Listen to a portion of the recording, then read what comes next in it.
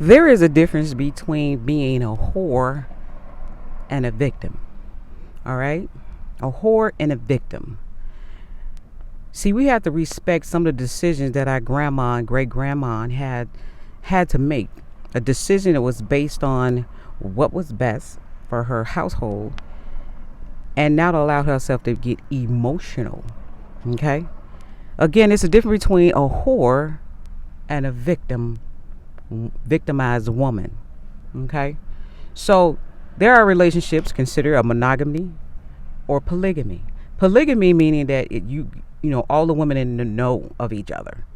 Okay? Not just wife, just the women itself, they in the know of each other, of dealing with this one man. And monogamy relationship is only a woman and man, a man and wife. I mean a husband and a wife, a woman and a man.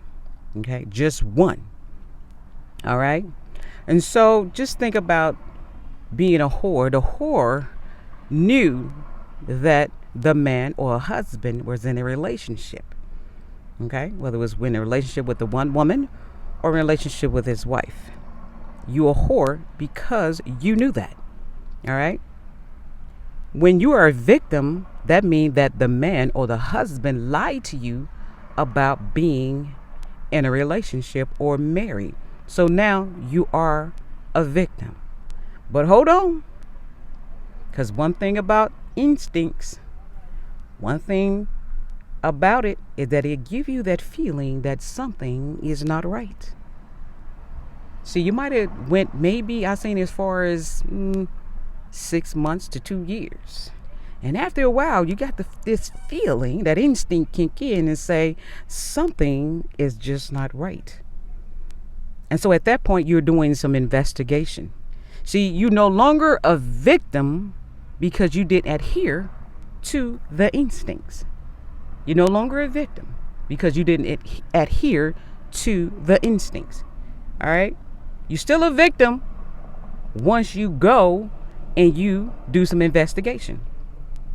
Once you do the investigation, you'll find out that the man or the husband of someone else or the man of someone else have lied to you. And at that point, you got to make a decision.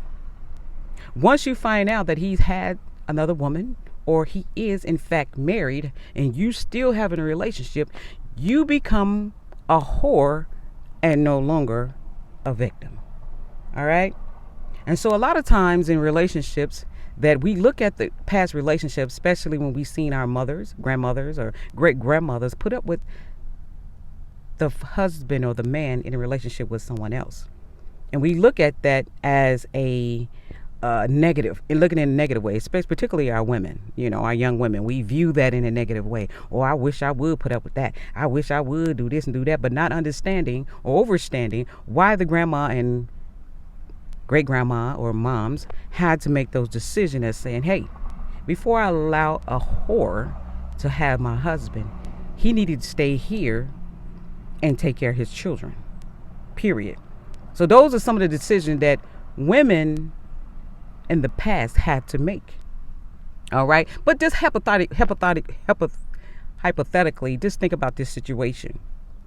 Say like the grandma, great grandma, mom had to decided to say, hey, listen, I'm just going to hang in here, but we're going to separate the room. I'm no longer going to have sex with you, but we're here for the children.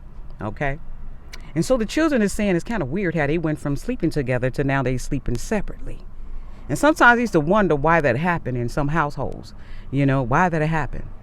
And it could be possibly this example or situation.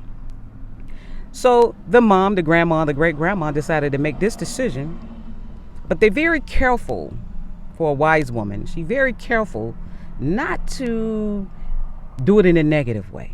Okay. And she may tell her children, hey, listen, I just can't sleep with your dad yet. I just can't sleep with him, I just can't sleep with him. That's it. That's all. All right. And later, and she's saying, hey, I'm never going to sleep with you until these kids get grown. When these kids get grown, we will be getting divorced. So now she sit down with her children and say, hey, listen, your mom and your dad is about to get a divorce. And she explains why.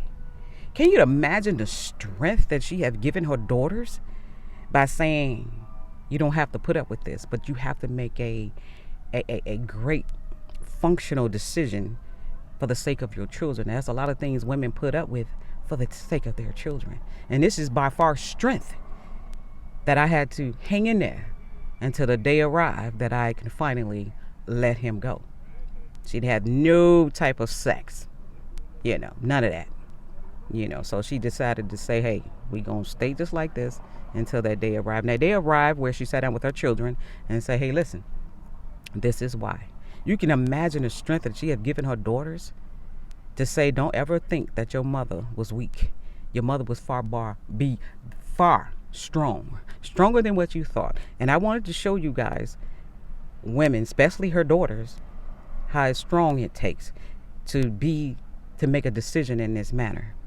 You can imagine what the sons look at that decision of their mom, say, Mama, you is really stronger than what we thought. And they may look at their father as to say, hey, one thing I'm not going to do is what you did to our mother. We're going to be better men. We're going to be better men. And if we're going to live a polygamy lifestyle, we're going to make sure that the women knows each other. We're not going to lie and put on the front that we living a monogamy relationship when we're not. Okay? So we don't want to be confused or confuse our children. And that's what's happening today. There's a lot of confusion going on. That children don't know what to do or what to think because we are not strong and we don't have structure when it comes to our families. And so again, you have to salute the women back in the past who had to make a foundational structure decision for the sake of her children. You can look at her now as mere strength and strong. And hopefully that will rub off on the seeds that's ahead. And hopefully we can fix a problem that have happened. And then we have to be careful of being that whore. You don't want to be the whore.